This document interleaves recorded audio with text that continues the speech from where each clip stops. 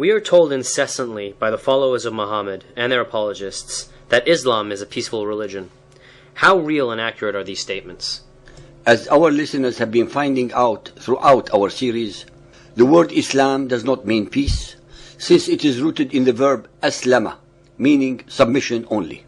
Most important of all are the pictures that people around the world see on a daily basis from all over the globe regarding beheadings, suicide bombings, stoning to death, rape, abductions, slaughter, mutilation of the dead, the use of civilians as human shields, hangings, throwing people alive from high buildings, plus more similarly depraved acts that actually require not many further comments from us regarding the peacefulness of the cult of Muhammadan Islam.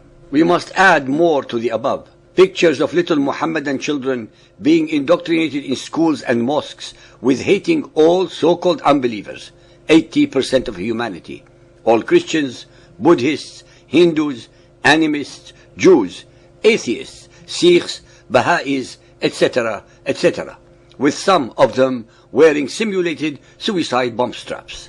It was Muhammad who, 1400 years ago, unilaterally declared total and eternal war against all those who do not believe as he and his followers do. It was Muhammad who, 1400 years ago, split humanity into two camps. The camp of peace, Dar al-Salam, that of the Muhammadan Islam, and the camp of war, Dar al-Harb, the territories of all others. Muhammad in his Quran made his new cult and his followers superior to any and all unbelievers. Muhammad's agenda was simple and crystal clear: to proclaim himself as the new Messiah, his Quran as the new covenant, his Arabian followers as the new chosen people, and Mecca as the new Jerusalem. I shall now recite only a few self-evident examples from among hundreds of verses that fill the chapters of the Quran and Hadith to prove my statements. Al-Baqarah 2.120. Never will the Jews or the Christians be satisfied with thee unless thou follow their form of religion. Say, the guidance of Allah, that is the only guidance. Our religion is the baptism of Allah, and who can baptize better than Allah? Since the baptism of Allah is the highest form, then all others are inferior. Al-Imran 3.19. The religion before Allah is Islam, submission to His will, and believe no one unless he follows your religion. If anyone desires a religion other than Islam, submission to Allah, never will it be accepted of him. The earlier two verses are elitist, discriminatory and racist, and are actually the precursors to Hitler's Deutschland über alles. Al-Ma'idah 5. This day have I perfected your religion for you, and completed my favor upon you, and have chosen for you Islam as your religion.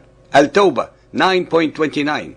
Fight those who believe not in Allah, nor the last day, nor hold that forbidden, which has been forbidden by Allah and His Apostle, nor acknowledge the religion of truth, even if they are of the people of the book, until they pay the jizya with willing submission and feel themselves humiliated.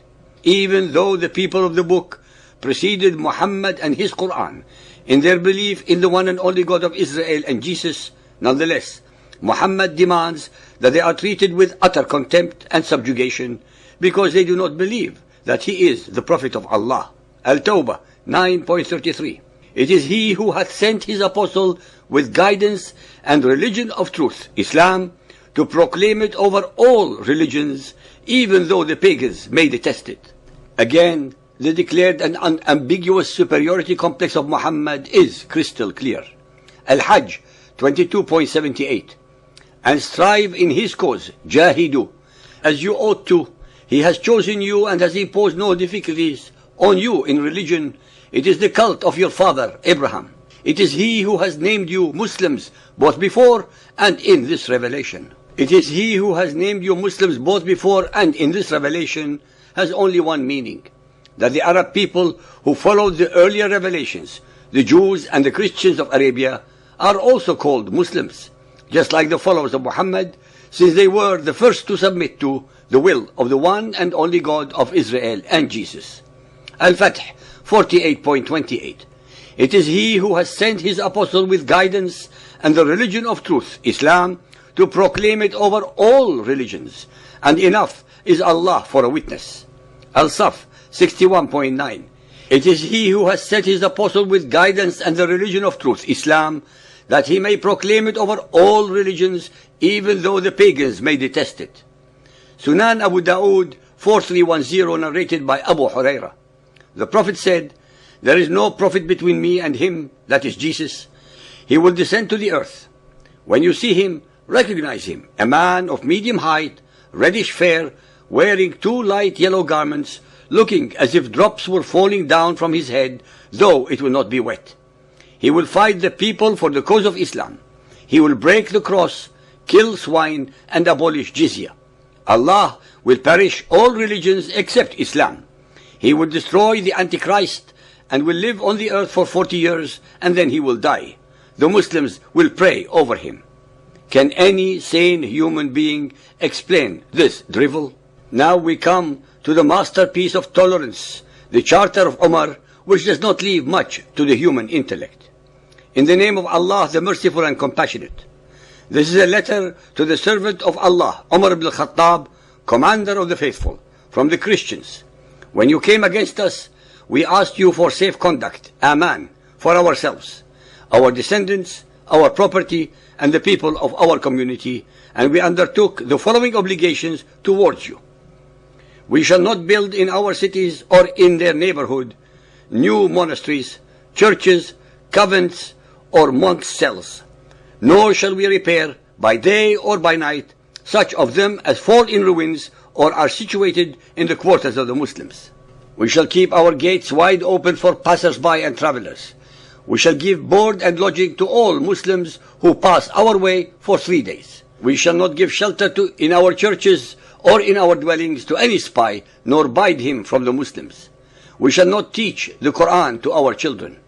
We shall not manifest our religion publicly, nor convert anyone to it. We shall not prevent any of our kin from entering Islam if they wished it. We shall not seek to resemble the Muslims by imitating any of their garments, the turban, footwear, or the parting of the hair. We shall not speak as they do, nor shall we adopt their kunyas. We shall not mount on saddles, nor shall we gird swords, nor bear any kind of arms, nor carry them on our persons. We shall not engrave Arabic inscriptions on our seals. We shall not sell fermented drinks. We shall not clip the fronts of our heads. We shall always dress in the same way wherever we may be, and we shall bind the zunar round our waists. We shall not display our crosses or our books in the roads or markets of the Muslims. We shall use only clappers in our churches very softly. We shall not raise our voices when following our dead. We shall not show lights on any of the roads of the Muslims or in their markets. We shall not bury our dead near the Muslims. We shall not take slaves who have been allotted to Muslims. We shall not build houses overtopping the houses of the Muslims. We accept these conditions for ourselves and for the people of our community, and in return we receive safe conduct. If we in any way violate these undertakings, for which we ourselves stand surety, we forfeit our covenant, dhimma, and we become liable to the penalties of contumacy and sedition. It is imperative that our listeners comprehend the following. 1. The Muhammadans were imposing degrading and discriminatory rules on the conquered peoples in their own homeland by the aggressors. 2. The Muhammadan Muslims were protecting the natives from whom? 3. Every condition above represents utter contempt for the religious beliefs and feelings of the subjugated peoples, for their culture, their heritage, and their dignity. 4. Although generally they were unmolested, it did not stop the leaders to have them massacred whenever they needed to distract the Muhammadans in times of stress. 5. While the Muhammadan Muslims in the majority of their countries continue to implement many of the above against all unbelievers, they, with an obscene degree of hypocrisy, demand all human rights in the democracies, and at the same time disloyally intend to bring down the institutions of the host countries to their abysmal level of intolerance, ignorance, and stupidity.